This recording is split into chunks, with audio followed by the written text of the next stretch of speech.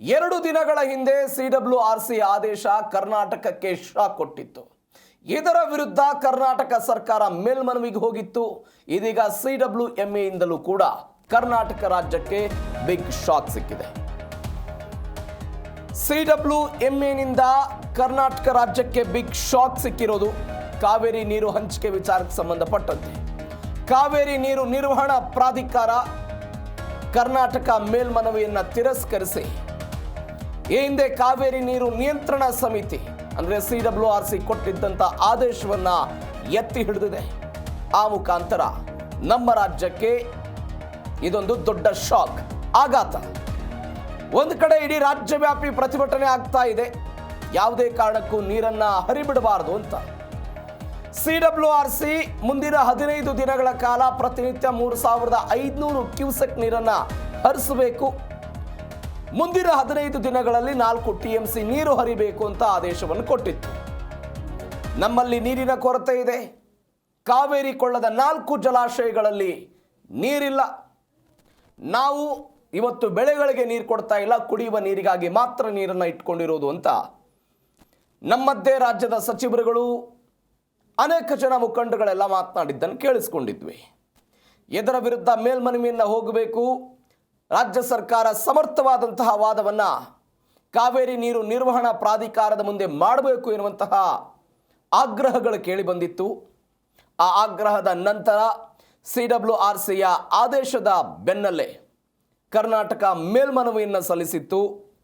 ಆದರೆ ಈಗ ಬಂದಿರುವಂಥ ಆದೇಶ CWRC ನೀಡಿದ್ದ ಆದೇಶವನ್ನೇ CWMA ಎತ್ತಿ ಹಿಡಿದಿದೆ.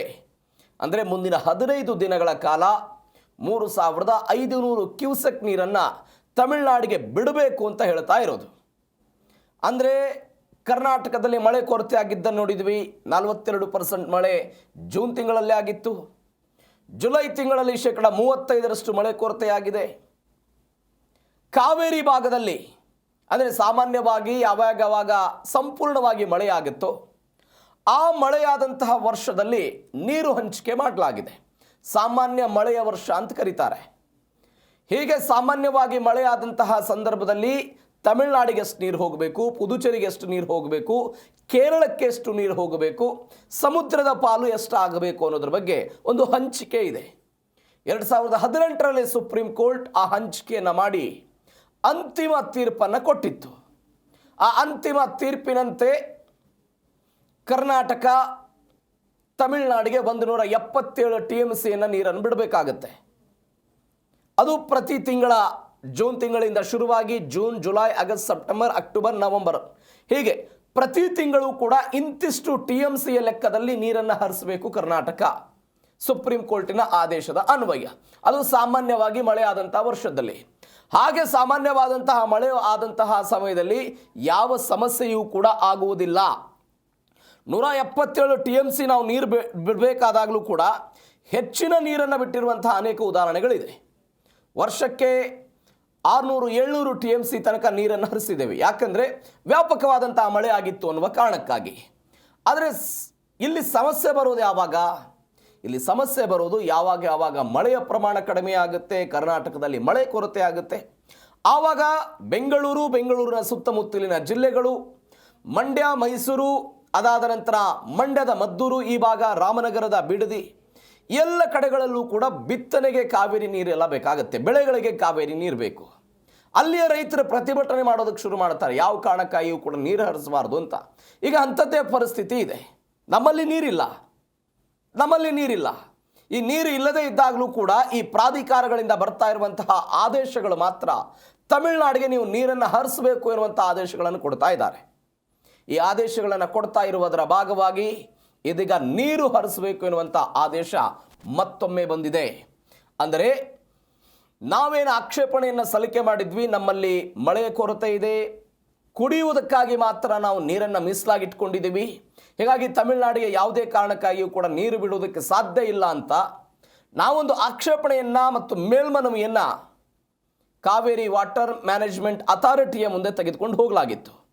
ಅಲ್ಲೊಂದು ತುರ್ತು ಸಭೆ ಆಯಿತು. ಕರ್ನಾಟಕ ತನ್ನ ವಾದವನ್ನು ಕಾವೇರಿ ವಾಟರ್ ಮ್ಯಾನೇಜ್ಮೆಂಟ್ ಅಥಾರಿಟಿಯ ಮುಂದೆ ಮಂಡಿಸ್ತು. ತಮಿಳುನಾಡು ಕೂಡ ತನ್ನ ವಾದವನ್ನು ಮಂಡಿಸ್ತು.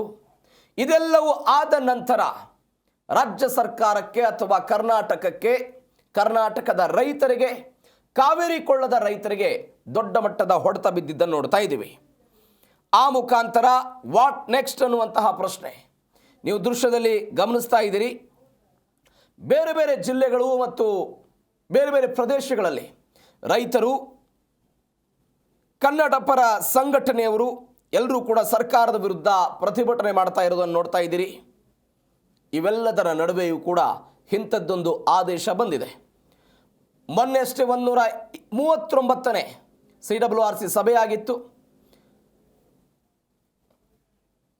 ಆವತ್ತು ಕೂಡ ಅಂಥದ್ದೊಂದು ಆದೇಶ ಬಂದಿತ್ತು.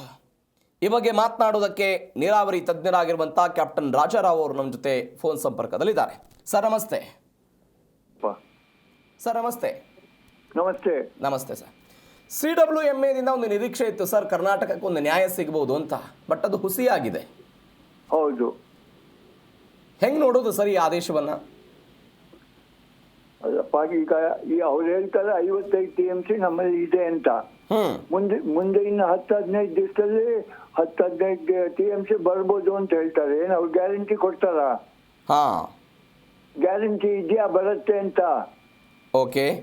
ಬರ್ದೇ ಹೋದ್ರೆ ಏನಂತೆ? ಆ ನೀರ್ ಹೆಂಗ್ ವಾಪಸ್ ತಗೊಳ್ಳೋದು? ನಮ್ ಕುಡಿಯೋದಕ್ಕೆ ನೀರಿಲ್ಲ. ಅದಕ್ಕೆ ಮೊದಲನೇ ಕ್ವಶನ್ CWMA ಹೇಳ್ಬೇಕು, ತಮಿಳುನಾಡಿಗೆ 10 TMC ಗ್ರೌಂಡ್ ವಾಟರ್ ಯಾಕೆ ಯೂಸ್ ಮಾಡಲ್ಲ? ಓಕೆ. ಸುಪ್ರೀಂ ಕೋರ್ಟ್ನವರು 10 TMC ಗ್ರೌಂಡ್ ವಾಟರ್ ಯೂಸ್ ಮಾಡಬೇಕು ಅಂತ ಹೇಳಿದ್ದಾರೆ. ಈಗ ಕೇಳಿರೋದು 3.5 TMC. ಅದ್ರ ಬದಲು 10 TMC ಅಲ್ಲಿ 5 TMC ಆದ್ರೂ ಯೂಸ್ ಮಾಡ್ಲಿ ಗ್ರೌಂಡ್ ವಾಟರ್. ಅದಾದ್ಮೇಲೆ ನೋಡೋಣ ಬೇಕಾದ್ರೆ ಬಿಡ್ಬೇಕಾದ್ರೆ. ಮೊದಲು ಅದಕ್ಕೆ ಆರ್ಡರ್ ಮಾಡಿ ನಮ್ಮವರು ಕೇಳ್ಬೇಕು 10 TMC ಎಲ್ಲಿ ಹೋಗುತ್ತೆ? ಸುಪ್ರೀಂ ಕೋರ್ಟ್ ಹೇಳಿದ್ದಕ್ಕೇನು ಒಂದು ಬೆಲೆ ಬೇಡವಾ? 10 TMC ಮೊದಲು ಯೂಸ್ ಮಾಡಿ ಅಂತ ಹೇಳಿ ಆಮೇಲೆ ನಮ್ಮಿಂದ ಬಿಡಿಸೋದಕ್ಕೆ ವ್ಯವಸ್ಥೆ ಮಾಡಲಿ.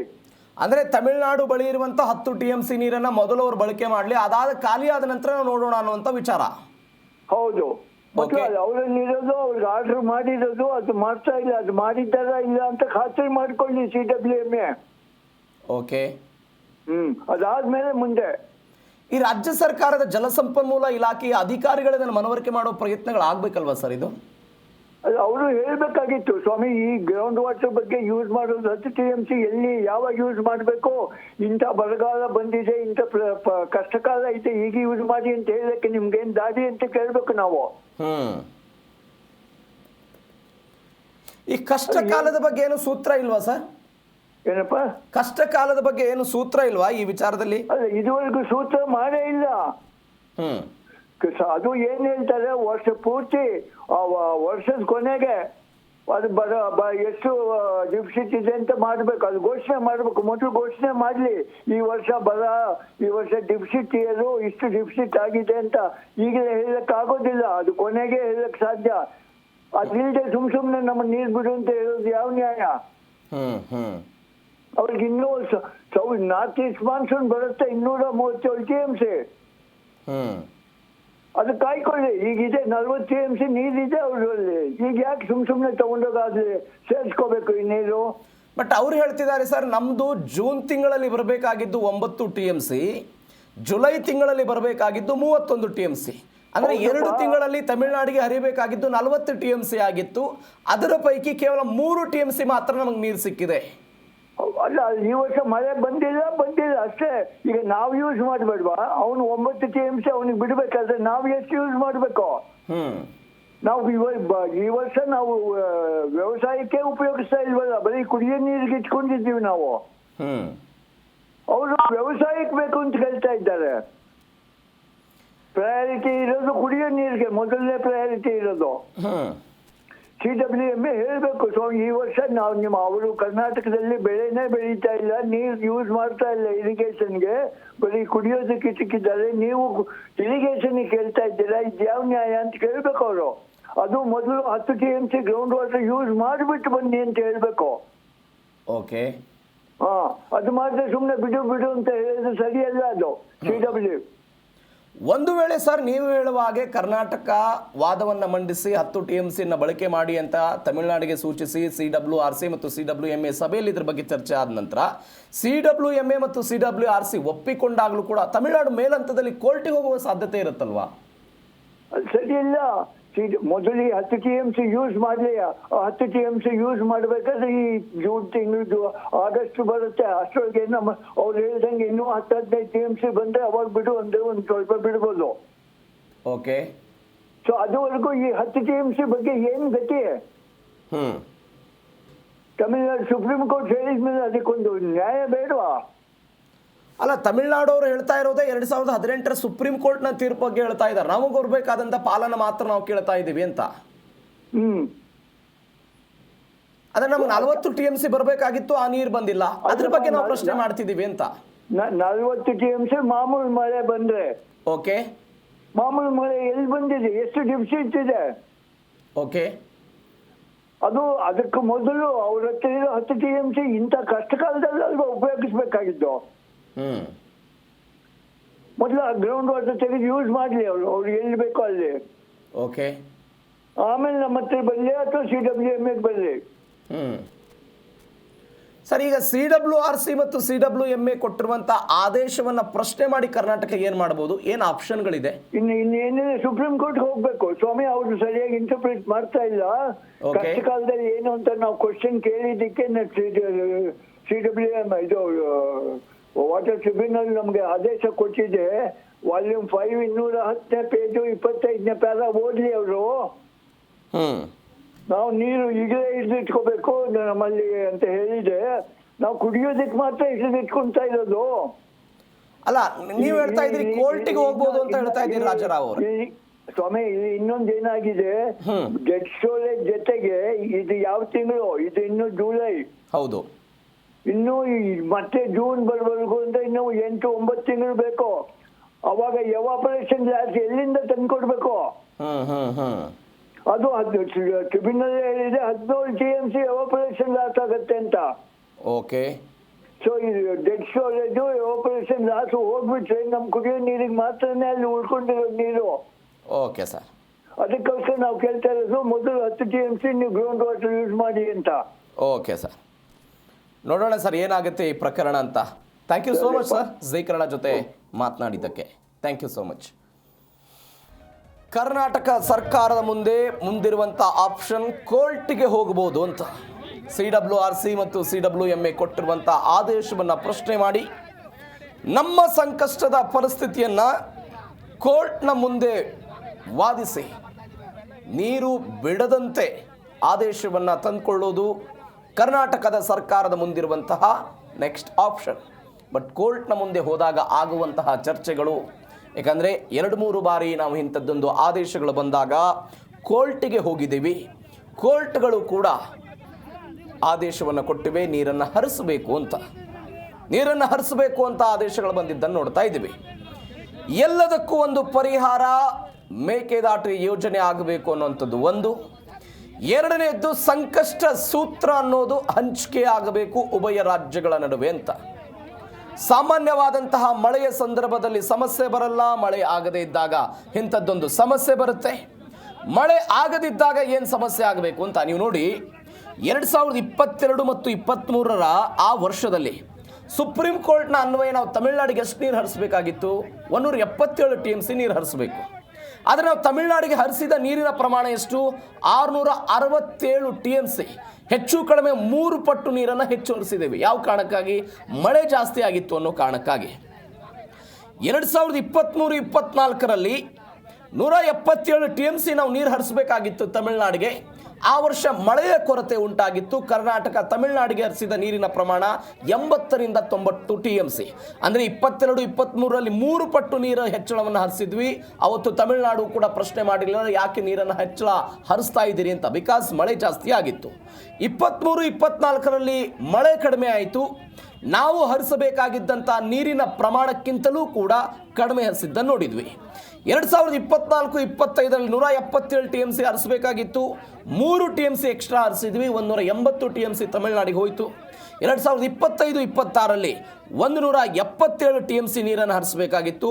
ಒಟ್ಟು 330 TMC ನೀರನ್ನು ಕರ್ನಾಟಕ ಹರಿಸಿದೆ. ಇದರರ್ಥ ನಮಗೆ ಮಳೆ ಆದಂತಹ ಸಮಯದಲ್ಲಿ ನಾವು ಯಾವುದೇ ಕಾರಣಕ್ಕೂ ನೀರನ್ನು ಹಿಡಿದಿಟ್ಟುಕೊಳ್ಳೋ ಪ್ರಯತ್ನವನ್ನು ಮಾಡಲ್ಲ. ಇರುವಂಥ ಎಕ್ಸ್ಟ್ರಾ ನೀರನ್ನು ತಮಿಳುನಾಡಿಗೆ ಹರಿಸುವ ಪ್ರಯತ್ನವನ್ನು ಮಾಡ್ತಾ ಬಂದಿದ್ದೀವಿ. ಸಮಸ್ಯೆ ಆಗ್ತಾ ಇರೋದು ಮಳೆ ಆಗದೇ ಇದ್ದಂತಹ ಸಮಯದಲ್ಲಿ ಇಂಥದ್ದೊಂದು ಸಮಸ್ಯೆ ಆಗ್ತಾ ಇದೆ. ಈ ಸಮಸ್ಯೆಗೆ ಒಂದು ಸಂಕಷ್ಟ ಸೂತ್ರ ಜಾರಿ ಆಗಬೇಕು ಅನ್ನೋದು ಅನೇಕರ ಆಗ್ರಹ ಆಗಿದೆ. ನೋಡೋಣ ಈ ವಿಚಾರದಲ್ಲಿ ಏನಾಗುತ್ತೆ ಅಂತ.